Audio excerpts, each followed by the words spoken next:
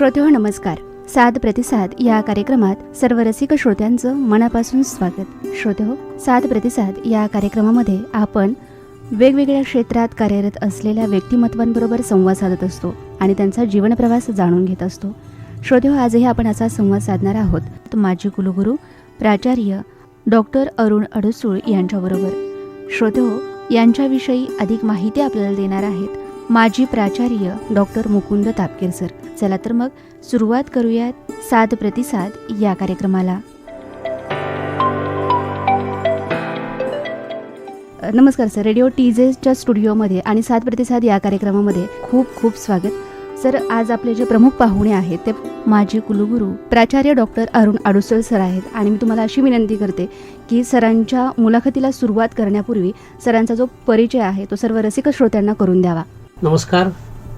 मी पूर्व प्राचार्य TJ college प्राध्यापक डॉक्टर मुकुंद तापकीर. मला या ठिकाणी आमचे ज्येष्ठ मित्र, मार्गदर्शक, सहकारी डॉक्टर अरुण अडसूळ सर यांचा परिचय करून देण्यासाठी मोठी संधी मला मिळाली. खूप मला आनंद वाटतो. याचं कारण विद्यापीठातले वेगवेगळ्या पदावरती काम करत असताना एक उत्तम प्राध्यापक, विद्याप्रतिष्ठान बारामतीच्या महाविद्यालयाची प्रतिष्ठा वाढवणारे कार्यक्षम प्राचार्य या विद्यापीठाच्या वेगवेगळ्या स्तरावर, म्हणजे कार्यकारिणीचे सदस्य असोत, NSSचे कार्यक्रम अधिकारी असो, विद्यार्थी कल्याणचे प्रमुख असोत, कुलसचिव असोत, माजी प्रकुलगुरू असोत, या विद्यापीठाची प्रतिष्ठा त्यांनी महाराष्ट्रभर पसरवलेली. डॉक्टर अडसूळ सर हे MPSC महाराष्ट्र लोकसेवा आयोगाचे देखील सुप्रतिष्ठित सदस्य म्हणून त्यांनी काम केलेलं आहे. आपल्या विद्या व्यासंगाबरोबरच एक सामाजिक दृष्टिकोन असलेला पुरोगामी विचाराचा कार्यकर्ता म्हणून आम्ही सर्व प्राध्यापक अडसूळ सरांच्याकडे पाहत असतो. त्यांनी NAACच्या समितीवर केलेलं काम असो, कोणत्याही विषयाची अतिशय सुस्पष्ट कल्पना आणि स्पष्ट विचार हे त्यांच्या व्यक्तिमत्वाचं मला वैशिष्ट्य वाटतात. त्यामुळे मी जेव्हा जेव्हा भेटतो तेव्हा जुन्या स्मृतींना उजाळा मिळतो. आज ही संधी मला या निमित्ताने मिळाली याचा मला खूप आनंद वाटतो. खूप खूप धन्यवाद सर. सर, आज आपण संवादाला सुरुवात करणार आहोत आणि सरांनी सांगितल्याप्रमाणे तुमचा हा जो सगळा जीवन प्रवास आहे तो जाणून घेणार आहोत. पण सुरुवातीला सर्व रसिक श्रोत्यांना अगदी तुमच्या बालपणापासून जाणून घ्यायला आवडेल, तर काय सांगाल सर? नमस्कार. मी सुरुवातीलाच या केंद्राला आणि आमचे मित्र, जवळचे सहकारी आदरणीय डॉक्टर प्रोफेसर मुकुंदराव तापकीर यांना मनपूर्वक धन्यवाद देतो. त्यांनी माझा थोडक्यात परिचय करून दिला. आत्ताच मॅडमना विचारल्याप्रमाणे माझं मूळ गाव सोलापूर जिल्ह्यातील करमाळा, परंतु माझं जन्मगाव हे अहमदनगर जिल्ह्यातील श्रीगोंदा तालुक्यातील तांदळी म्हणून एक छोटंसं गाव आहे. ते माझं जन्मगाव, ते माझं आजोळ. माझं सुरुवातीचं शिक्षण एक 1ली-2रीपर्यंतचं शिक्षण तांदळी या ठिकाणीच झालं. पण त्याच्यानंतर मी करमाळा या माझ्या मूळ गावी तिथं प्राथमिक शिक्षणाची रुजू झालो. प्राथमिक शिक्षण करमाळ्याच्याच एका शाळा नंबर 1मध्ये, त्यावेळी जीवन शिक्षण मंडळ अशी एक शाळा होती, त्या शाळेमध्ये माझं साधारणतः 7वीपर्यंतचं शिक्षण झालं. आणि त्याच ठिकाणी असणाऱ्या महात्मा गांधी हायस्कूल, अतिशय प्रसिद्ध हायस्कूल, त्या हायस्कूलमध्ये माझं जुनी 11वी त्यापर्यंत तोपर्यंत शिक्षण पूर्ण झालं. त्यानंतर मात्र घरची परिस्थिती आणि इतर गोष्टीमुळं मला पुण्याला, अहमदनगर, सोलापूर, मुंबई इतरत्र कुठेही शिक्षणासाठी जाता आलं नव्हतं. आणि त्यामुळं एक पर्याय म्हणून मी स्वतः अकलूजची निवड केली. कारण अकलूज या गावी त्यावेळेला एक कॉलेज, सायन्स कॉलेजला विद्यार्थी कमी अशी एक त्याची प्रसिद्धी होती. थोडासा भाग होता इंटेरियरला कॉलेज असल्यामुळं, परंतु स्वर्गीय शंकरराव मोहिते पाटलांनी सुरू केलेलं ते कॉलेज होतं.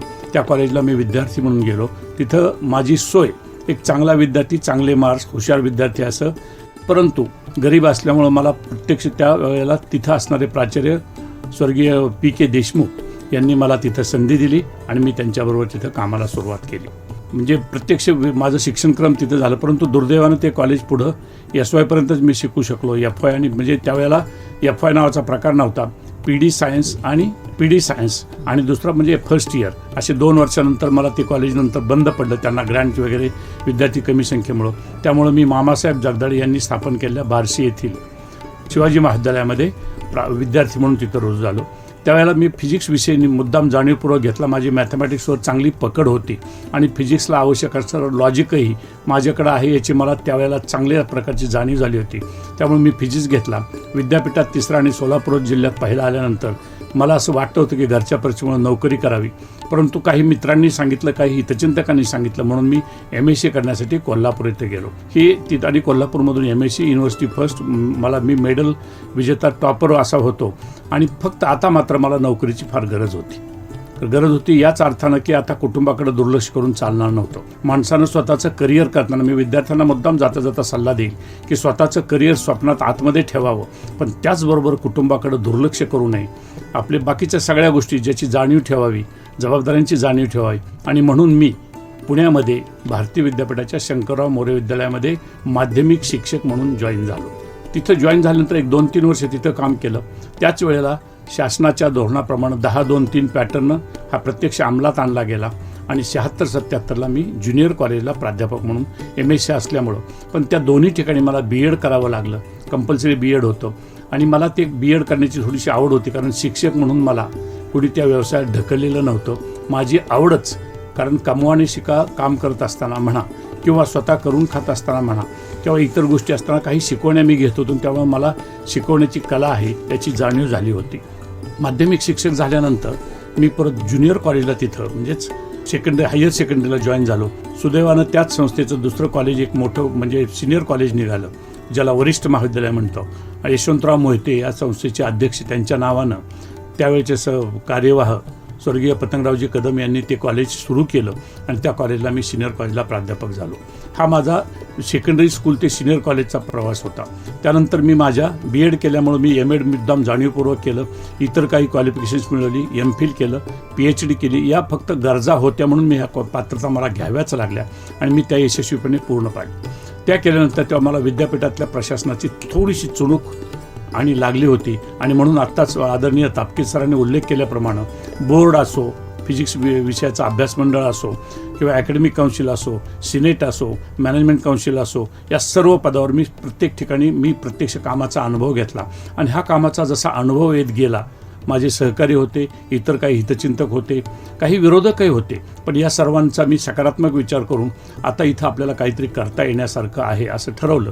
आणि एका अकॅडमिक काउन्सिलमध्ये मी बोलत असताना त्यावेळेचे कुलगुरू स्वर्गीय वसंतराव गोवारीकर यांनी मला ऐकलं आणि केबिनमध्ये बोलून घेतलं आणि मला सांगितलं की उद्यापासून रजिस्ट्रारचा चार्ज, त्यावेळेचे जुनियर रजिस्ट्रार सुभाषचंद्र भोसले हे रजिस्ट्रार रिटायर होत होते, त्यामुळे गोवारीकरांनी मला, तुझा अभ्यास आहे त्यामुळे तू उद्यापासून रजिस्ट्रारची. मला एकदम धक्का बसला, पण एका अर्थानं की आपल्या मेरिटला, आपल्या गुणवत्तेला, आपण मिळवलेल्या कोणत्या विचारांना संधी मिळाली आणि म्हणून मी तिथं प्रत्यक्ष जॉईन झालो. त्याच वेळेला मी काम करत होतो, त्याचा जसा उल्लेख केला, विद्यार्थी कल्याण मंडळाचा संचालक, आणि या निमित्तानं मी अकॅडमिक काउन्सिल आणि सिनेटवर असल्यामुळं मला गोवारीकरांनी ही संधी दिली आणि मी तिथं रजिस्ट्रार झालो.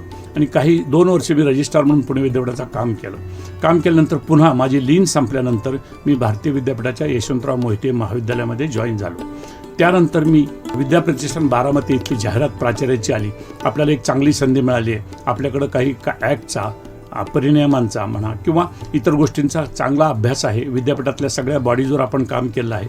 त्यामुळे मला असं वाटलं की प्राचार्यपदाची सूत्र हाती घ्यावी, म्हणून मी बारामतीला सिलेक्टही झालो योगायोगानं. तिथं मी 15 वर्ष काम केलं. त्या कॉलेजमध्ये, त्या कॅम्पसमध्ये माझं योगदान मी माझ्या परीनं, माझ्या कुवतीप्रमाणे, आवाक्याप्रमाणे, क्षमतेप्रमाणे आणि नॉलेजप्रमाणे तिथं माझं संपूर्ण योगदान दिलं. लॉ कॉलेज सुरू करा म्हणा, बायोटेक्नॉलॉजी सुरू करा, आणि त्या कॉलेजची विद्यार्थी संख्या तब्बल 5000पर्यंत विद्यार्थी संख्या नेली. एक वेगळी डिसिप्लिन, आणि त्यावेळेला तिथं असणाऱ्या मॅनेजमेंटनं पूर्णपणे अधिकार माझ्याकडे दिले होते. पण मध्येच त्यावेळेला जेव्हा प्राचार्यपदातून मी सिनेटवर अविरोध निवडून गेलो, त्यावेळेला मला पुन्हा नरेंद्र जाधव साहेब, त्यावेळेचे माननीय कुलगुरू नरेंद्र जाधव यांनी मला बोलून घेतलं, प्रोफेसर नरेंद्र जाधव यांनी बोलून घेतलं आणि मला सांगितलं की तुम्ही कुलगुरू उद्यापासून चार्ज घ्यायचा आहे. मला आणखीन परत संस्थेकडे जावं लागलं, लीन घ्यावी लागले आणि मी कुलगुरू म्हणून जॉईन झालो. पण सुदैवानं म्हणा किंवा इतर काही गोष्टीमुळे म्हणा, आदरणीय नरेंद्र जाधव यांची नियोजन मंडळावर, देशाच्या नियोजन मंडळावर निवड झाल्यानंतर त्यांनी मला 1-1.5 महिन्यातच कुलगुरूपदाची माननीय राज्यपालांनी माझ्याकडे सूत्र दिली आणि पुणे विद्यापीठाचा कुलगुरू होण्याची संधी मला मिळाली. अशा पद्धतीनं माझा जीवन प्रवास माध्यमिक शिक्षकापासून ते पुणे विद्यापीठाच्या कुलगुरूपर्यंत, ज्या पुण्याला मला शिक्षणासाठी येऊ शकत नव्हतो आर्थिक परिस्थितीमुळे, त्याच विद्यापीठाचा मी कुलगुरू झालो. याच्यात माझ्या कष्टाचा काय असा म्हणा, मेरिटचा म्हणा, गुणवत्तेचा म्हणा, पण त्याचबरोबर हितचिंतकांच्या शुभेच्छाचा सुद्धा वाटा, त्याच्याकडे मी दुर्लक्ष करू शकत नाही. नंतर मी पुन्हा विद्याप्रतिष्ठानला जॉईन झालो. तिथून रिटायर, त्याच्यानंतर मी काही काळ ते नॅक 2 वेळा मी फेस केलं आणि दोन्ही वेळेला विद्याप्रतिष्ठानच्या कला विज्ञान आणि वाणिज्य महाविद्यालयाला मी चांगल्या प्रकारची ए ग्रेड, त्यावेळेला ग्रेड फक्त एच मिळत होती, त्या दोन्ही वेळेला मला ए ग्रेड मिळाली. तिथूनच मला MPSCवर त्यावेळेचे माननीय मुख्यमंत्री आणि उपमुख्यमंत्री या दोघांनी बोलून घेतलं आणि MPSCवर तुम्ही सदस्य व्हावं अशी आमची एक सूचना आहे. मी ताबडतोब ती मान्य केली. संस्थेनं मला लीन दिलं आणि MPSCवर Maharashtra public service commission, Maharashtra लोकसेवा आयोग या पदावर मी जॉईन झालो. तिथंही मी साधारणतः 17-18 महिने काम केल्यानंतर माझ्या वैयक्तिक कौटुंबिक अडचणीमुळं ते पद सोडून पुन्हा विद्याप्रतिष्ठानला प्राचार्य म्हणून जॉईन झालो. 2015मध्ये वयाच्या 62व्या वर्षी मी त्या पदावरून रिटायर झालो. त्यानंतर मात्र पुण्यात स्वर्गीय JP नाईक आणि चित्रा नाईक यांनी स्थापन केलेल्या भारतीय शिक्षण संस्था किंवा इंडियन इन्स्टिट्यूट ऑफ एज्युकेशन या संस्थेचं मला अध्यक्षपद मिळालं. फेब्रुवारी 19मध्ये ते अध्यक्ष मिळालं. आज तागायत मी दुसऱ्यांदा त्या पदावर काम करत आहे. दुसऱ्या वेळी मला तिथल्या बोर्ड ऑफ ट्रस्टीज यांनी मला, विश्वस्त मंडळाने मला पुन्हा एक संधी दिली. आज मी त्या पदावर कार्यरत आहे. आणि याचबरोबर माझ्या MPSCच्या नॉलेजचा साधारणतः ग्रामीण भागातल्या युवा युवतींसाठी फायदा व्हावा म्हणून मी मॉक इंटरव्ह्यू त्यांच्या गरजेनुसार किंवा वेगवेगळ्या ठिकाणी मला बोलवलं तर मी मॉक इंटरव्ह्यू घेऊन त्यांना, आणि मला एक अभिमानानं सांगावं असं वाटतं की बरेचसे ग्रामीण भागातले विद्यार्थी आजही डेप्युटी कलेक्टर असतील, PSI असतील किंवा इतर राज्यसेवेच्या इतर काही पदं असतील त्या पदावर महाराष्ट्रात कार्यरत आहेत. मी सध्या नॅकसाठी मार्गदर्शन करतो किंवा NEPसाठी म्हणजे राष्ट्रीय शैक्षणिक धोरण याच्यावरही मी सकारात्मक मार्गदर्शन करतो आणि MPSCच्या विद्यार्थ्यांना गायडन्स करतो. हा आत्तापर्यंतचा माझा जीवन प्रवास आहे. किती छान सर. एकदम 12 मिनिटामध्ये तुम्ही 62 वर्षांमध्ये काय काय घडलं, काय काय केलं हे सविस्तर असं सांगितलं. पण तरीसुद्धा मला आणखी पाठीमागेच जायला आवडेल, कारण शाळा शिकत असताना अभ्यासाबरोबर इतर गोष्टींमध्ये मन प्रत्येकाचंच रमत असतं. तर मला ते जाणून घ्यायचं की मला अभ्यासाबरोबर आणखी काय आवडत होतं.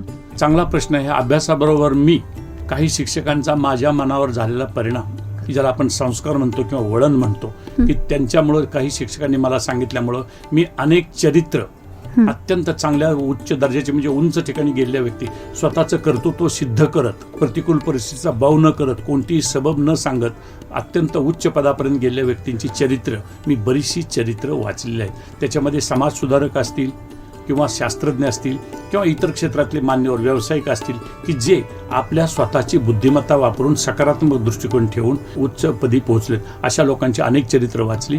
त्याचबरोबर विद्यार्थी असताना आपण प्रश्न विचारला म्हणून सांगतो, जेव्हा मी शिक्षक होतो, माध्यमिक म्हणा, उच्च माध्यमिक किंवा महाविद्यालयीन प्राध्यापक होतो, तेव्हा मी साधारणतः 50 मिनिटाचं लेक्चर असेल तर 40 मिनिटं मी अत्यंत व्यवस्थितपणे शिकवत होतो, माझा विषय शिकवत होतो. पण उरलेली 10 मिनिटं कसं जगावं, समाजात कसं जगावं, स्वतःची ओळख कशी निर्माण करावी हे महाविद्यालयीन विद्यार्थ्यांना जाणीवपूर्वक सांगत होतो. ऐन उमेदीत सबबी सांगणाऱ्यांना उर्वरित आयुष्य कुढावं लागतं, स्वयंसिद्धतेसाठी ज्याचं त्यानंच कंबर कसून लढावं लागतं. अशा प्रकारच्या चारोळ्या सांगत मी विद्यार्थ्यांना पेटवत होतो, चेतवत होतो. आणि मला सांगायला आनंद वाटतो की आज माझी विद्यार्थी जवळजवळ तब्बल 40 वर्षाच्या प्रवासात आज अत्यंत उच्च पदस्थ आहेत. डेप्युटी कलेक्टर आहेत, कलेक्टर आहेत, IPS IAS ऑफिसर्स आहेत. त्याच पद्धतीनं उत्तम प्रकारचे शिक्षक आहेत, उत्तम प्रकारचे लॉयर्स आहेत, उत्तम वेगवेगळ्या क्षेत्रात उत्तम प्रकारचे प्राध्यापक आहेत, रिसर्च स्टुडंट्स आहेत. माझे काही विद्यार्थी तर NPL नॅशनल फिजिकल लॅबोरेटरी ही दिल्लीला जे आहे तिथं माझे 3 विद्यार्थी अत्यंत उच्च पदस्थ झालेले आहेत. आणि हे सगळं करत असताना मी कुटुंबाकडं, मी युवा वर्गाला एवढंच सांगेल, महाविद्यालयीन विद्यार्थ्यांना एवढंच सांगेल की कितीही उच्च पदस्थ झाला की तर डोक्यात कोणत्याही प्रकारची हवा न जाऊ देता कुटुंबासाठी, कुटुंबातल्या जबाबदाऱ्या, इतर सामाजिक, कुटुंब एक समाजाची छोटी आवृत्ती आहे, परंतु समाजात जे काही आपल्याला करता येईल ते सकारात्मक दृष्टिकोन ठेवून करावं. कोणाच्याही अप्रत्यक्ष वाईट बोलू नये, मागं वाईट बोलू नये, कोणाच्याही निष्कारण आडव्यासाठी विरोधासाठी विरोध करू नये, वैचारिक संघर्ष केला पाहिजे, वैचारिक चर्चा झाल्या पाहिजे. या भूमिकेतून मी आजही जगत आहे. आणि आपण छंद विचारला तर माझा बराचसा वेळ फिजिक्स हा विषय नॉन लिव्हिंग मॅटरशी संबंधित आहे. म्हणून मी अलीकडं मुद्दाम जाणीवपूर्वक तत्त्वज्ञान, विशेषतः तत्त्वज्ञान, वेगवेगळ्या प्रकारचे तत्त्वज्ञान, विशेषतः मानसशास्त्र या 2 गोष्टीवर माझं फोकस केलेलं आहे. आणि उरलेला माझा बराचसा वेळ केवळ या 2 गोष्टीमध्ये, वाचनामध्ये मी घालवतो. क्या बात आहे सर, खूप छान. खरं तर तुम्ही बोलायला लागल्यानंतर ऐकत राहावं असं वाटतंय, परंतु आता कार्यक्रमाची थोडीशी आपल्याला मर्यादा आहे, तर आपण आज इथंच थांबूयात आणि पुन्हा मी भेटणार आहे तुम्हाला उर्वरित प्रश्नांसाठी. तोपर्यंत धन्यवाद. आणि आपण आज आलात, सर्व रसिक श्रोत्यांबरोबर दिलखुलास संवाद साधलात, त्याबद्दल आपले खूप खूप आभार. धन्यवाद.